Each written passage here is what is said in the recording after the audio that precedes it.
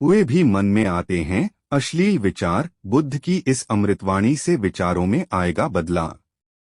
मनुष्य का मन बहुत ही चंचल होता है और इसलिए मन में कई तरह के विचार उत्पन्न होते हैं।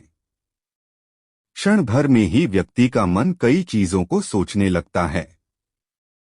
इसलिए तो कहा जाता है कि मन को काबू करना आसान नहीं। लेकिन गौतम बुद्ध मन को नियंत्रित करने के आयामों के बारे में भी बता चुके हैं।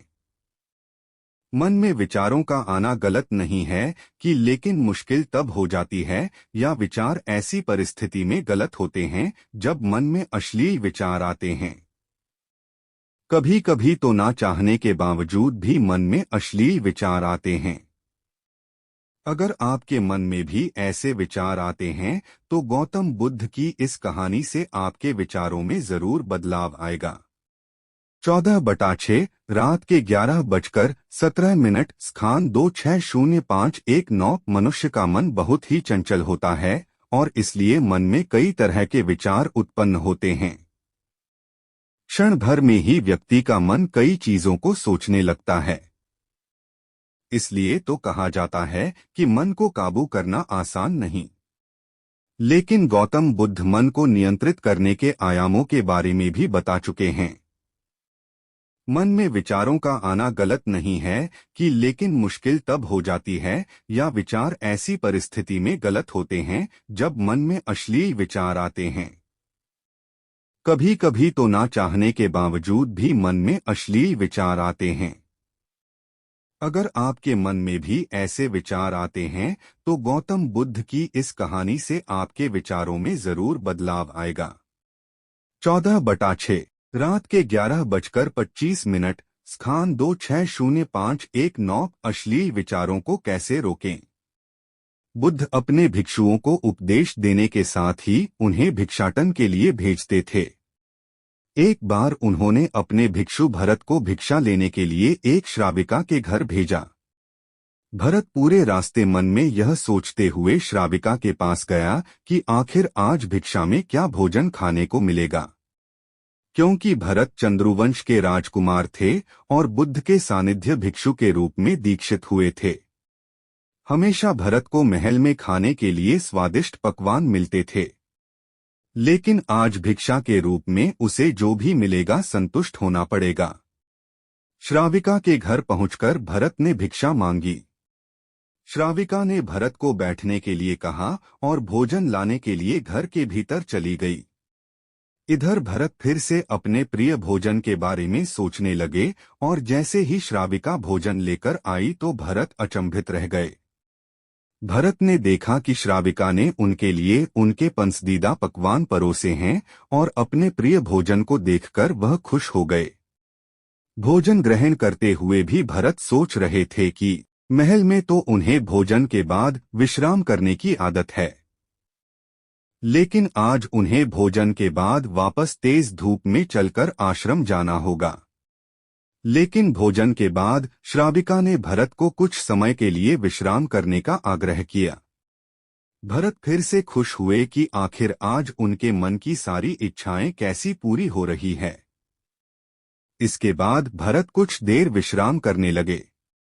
लेकिन विश्राम करते हुए भी लेटे लेटे वह सोचने लगे कि आज तो मुझे भोजन के बाद विश्राम करने को मिल गया, लेकिन ऐसा रोज रोज नहीं होगा।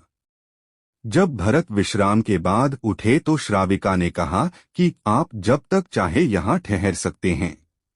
भरत अब समझ गए कि ये कोई संयोग नहीं हो सकता। उन्होंने श्राविका से कहा कि मुझे क्षमा कीजिए, क्या आप मेरा मन पढ़ सकती हैं। श्राविका ने हाँ में उत्तर दिया और कहा कि हाँ, मैं मन पढ़ सकती हूँ।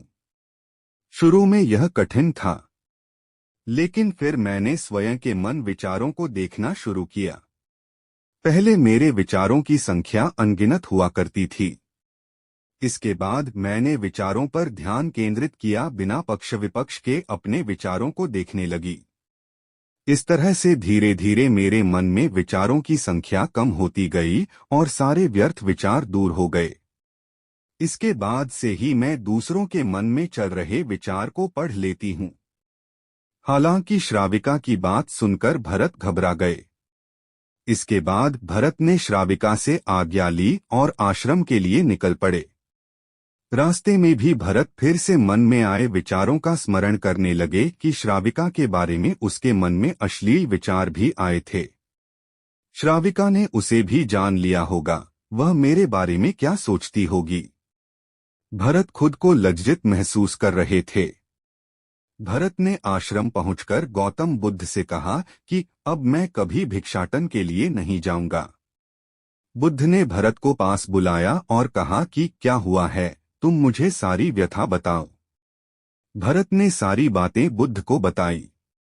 इसके बाद बुद्ध ने कहा कि अगले 1 हफ्ते तक तुम भिक्षाटन के लिए उसी श्राविका के घर पर जाओगे, लेकिन तुम्हें इस बात का ध्यान रखना होगा कि कल भिक्षाटन के लिए जाते हुए तुम अपने चित्त को पूरे होश में रखना। तुम्हारे भीतर क्या विचार उठे उन पर ध्यान केंद्रित करना और यह भी ध्यान रखना कि तुम्हारे मन में कौन सी वासना उठ रही है। तुम कल इन सभी चीजों को ध्यान में रखकर जाना और इसके बाद मुझे वापस आकर बताना। अगले दिन भरत भिक्षाटन के लिए गए। बुद्ध के बताए अनुसार वह पूरे रास्ते अपने होश को जागृत रखते हुए चल रहे थे। जब श्राविका का घर आया तो भरत ने भिक्षा मांगी। उसके भीतर कोई वासना नहीं थी और न ही कोई विचार उत्पन्न हो रहे थे, क्योंकि उसने अपने मन को पूरी तरह जागृत रखा था। भरत ने भिक्षा ली और आश्रम चला गया। भरत ने बुद्ध को प्रणाम किया और कहा कि आज उसे जिस आनंद की अनुभूति हुई वह पहले कभी नहीं हुई। दिन तथागत से कहता मैंने मन को जीत लिया है, अब यह मुझे विचलित नहीं कर सकता। तो एक दिन गौतम बुद्ध ने कहा ठीक है, तुम दक्षिण दिशा में भिक्षा मांगने जाओ, यही तुम्हारी आखिरी चुनौती है। फिर अगले दिन ही भिक्षु ने व्याकुल होकर कहा मुझसे बड़ी गलती हुई, लेकिन अब मैं दोबारा उस दिशा में भिक्षा मांगने नहीं जाऊंगा। यह कहानी शुरू होती है जब एक बड़े प्रदेश का राजकुमार अपना राजमहल सब कुछ त्याग कर बौद्ध संघ में शामिल हुआ। शुरुआती दिनों में नए भिक्षु ध्यान करना सीखते, इसके साथ साथ गौतम बुद्ध उन्हें भिक्षा मांगने भेजते ताकि भिक्षुओं का अहम कमजोर हो और उनका व्यवहार विनम्र हो जाए। संघ में आने के कुछ समय पश्चात राजकुमार भी भिक्षाटन पर जाने लगा। शुरू शुरू में सब ठीक था, लेकिन कुछ ही दिनों में घटना घटी जिस कारण राजकुमार विचलित हो गया और उसने भिक्षाटन पर जाने से मना कर दिया। भिक्षाटन का नियम था कि भिक्षु केवल 2 घरों में भिक्षा मांगते और नहीं मिलती तो आश्रम वापस आकर जल ग्रहण करते। एक बार राजकुमार भिक्षु नगर में भिक्षा मांगने निकला और दुस्सहयोग से भिक्षा नहीं मिली। शुरू में राजकुमार भिक्षु को निराशा हुई, लेकिन कुछ ही पलों में उसका मन शांत हो गया, जैसे कुछ हुआ ही ना हो। बिना प्रयास के आज भिक्षु बड़ा प्रसन्न था। उसने लौटकर गौतम बुद्ध से कहा आज मुझे भिक्षा प्राप्त नहीं हुई, लेकिन मेरा मन शांत है, ना किसी विचार ने मुझे परेशान किया। गौतम बुद्ध भिक्षु की सारी भावनाएं समझ रहे थे। तथागत ने कहा अच्छी बात है, अब तुम कल महल की तरफ भिक्षा मांगने जाना। भिक्षु ने आज्ञा का पालन किया और अगले दिन भिक्षा मांगने निकल गया। कुछ देर बाद जब भिक्षु महल के आगे से गुजरा तो उसे अपना महल याद आ गया कि कैसे वह ऐशो आराम का जीवन जीता था।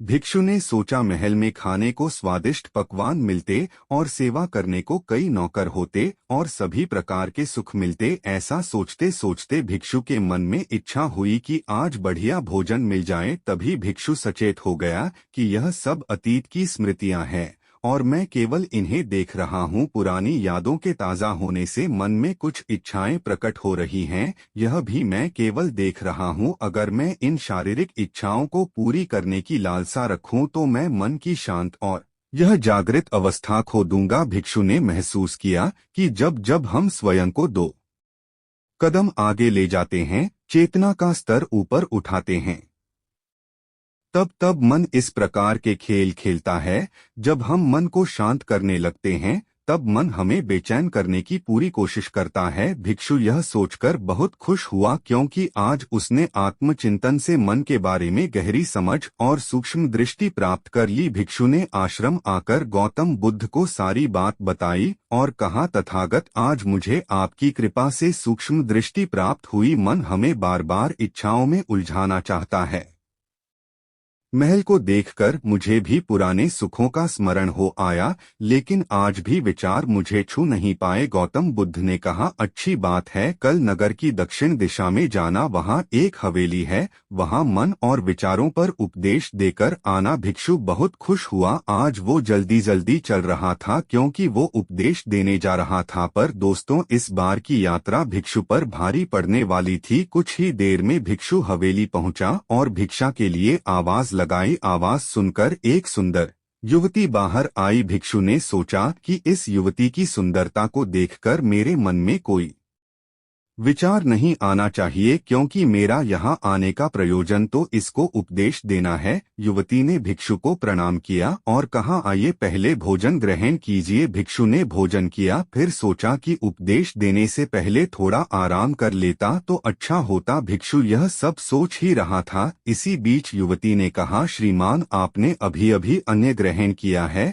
अब थोड़ा आराम कर लीजिए, फिर उपदेश शुरू करना। यह सुनते ही भिक्षु सतर्क हो गया। जो योजना वह मन में बना रहा था, यह महिला वह सब बिन बताए करती जा रही थी। भिक्षु ने सोचा, यह सब संयोग है, यहाँ लोग भोजन के बाद आराम करते होंगे। फिर भिक्षु आराम करने लेट गया और विचार करने लगा कि महिला कितनी समझदार है और इसकी सुंदरता बेजोड़ है। अगर मैं राजकुमार होता तो ऐसी ही स्त्री के साथ विवाह करता। भिक्षु के मन में ऐसे ही कुछ विचार चल रहे थे। इतने में युवती फिर से आई और बोली, अगर आप राजकुमार होते तो मुझे उपदेश कैसे रते? भिक्षु जी, आप तो मुझे उपदेश देने आए थे ना? युवती का इतना कहते ही भिक्षु को स्पष्ट हो गया कि युवती तो मन पढ़ सकती है। भिक्षु घबरा गया और हाथ जोड़कर पूछा, क्या आप मेरा मन पढ़ सकती हैं? युवती ने कहा, क्षमा कीजिए, ध्यान करते करते मेरा मन शांत हो गया है, इसलिए बड़ी आसानी से मुझे दूसरों के विचार अपने आप महसूस हो जाते हैं, उनकी भावनाएं समझ आ जाती हैं। जब भिक्षु ने सुना तो उसके पैरों तले जमीन सरक गई। फिर बिना कुछ बोले भिक्षु तत्काल आश्रम की ओर चल पड़ा। रास्ते में चलते हुए भिक्षु का दिमाग फटा जा रहा था, उसकी बेचैनी बढ़ गई थी। भिक्षु खुद को कोसने लगा कि मेरे मन में युवती के लिए ऐसे विचार क्यों आ रहे थे, उसने मेरे बारे में क्या सोचा होगा? अगर यह बात लोगों को पता चलेगी तो लोग भिक्षुओं और संघ के बारे में क्या सोचेंगे? आज भिक्षु बहुत लज्जत महसूस कर रहा था और वह थोड़ी ही देर में आश्रम पहुंच गया। जब भिक्षु गौतम बुद्ध के सामने पहुंचा तो तथागत ने देखा कि उसके चेहरे की रौनक जा चुकी है, दोनों कंधे झुके हुए थे। भिक्षु ने बुद्ध से कहा, अब मैं कभी भिक्षा के लिए नहीं जाऊंगा। तथागत ने कहा, पहले आराम से बैठो, फिर मुझे बताओ कि तुम्हारी चाल में इतनी थकान क्यों है? आज तुम्हारे चेहरे पर तेज की जगह गलानी की भावना क्यों है? भिक्षु ने सारी बात बताई और कहा, मैं सब कुछ जानते हुए भी महिला की सुंदरता के बारे में और अन्य चीजों के बारे में सोच रहा था। मैं मन से पूरी तरह हार गया। अब मैं कभी उस दिशा में नहीं जा पाऊंगा। मैंने बौद्ध संघ का भारी अपमान किया है। गौतम बुद्ध ने कहा, सबसे पहली बात, परेशानी को बढ़ा चढ़ाकर मत सोचो। अगर कुछ बुरा हो जाए तो एकदम से यह मत सोचो कि सब खत्म हो गया। बिना सोचे निष्कर्ष पर मत जाओ। दूसरी बात, ध्यान दो कि कहीं तुम नकारात्मक विचारों के साथ अतिशयोक्ति करने वाले शब्दों का प्रयोग तो नहीं कर रहे, जैसे मैं हमेशा हारता हूँ, जीवन में कुछ नहीं बचा, मैं मन से पूरी तरह हार गया, मेरे साथ कोई नहीं है। क्योंकि ऐसा करने से मन अति भावुक और विचलित हो जाता है और नकारात्मक विचारों के चक्र में फंसा रहता है। तथागत के शब्दों से राजकुमार भिक्षु के मन को सांत्वना मिली। भिक्षु ने पूछा, अगर मैंने अपने मन को जीत लिया था तो फिर मन ने मुझे परेशान क्यों किया? गौतम बुद्ध ने कहा, सबसे पहले यह समझो कि विचार पैदा कैसे होते हैं। पहले बाहर कुछ हुआ, फिर उस घटना के प्रति अंतर्मन ने प्रतिक्रिया की, इस कारण शरीर में भावना या सनसनी पैदा हुई। फिर इस सेंसेशन या फीलिंग के प्रति तुम्हारे सचेत मन ने यानी कॉन्शियस माइंड ने प्रतिक्रिया की। इस आखिरी स्टेप को हम विचार कहते हैं।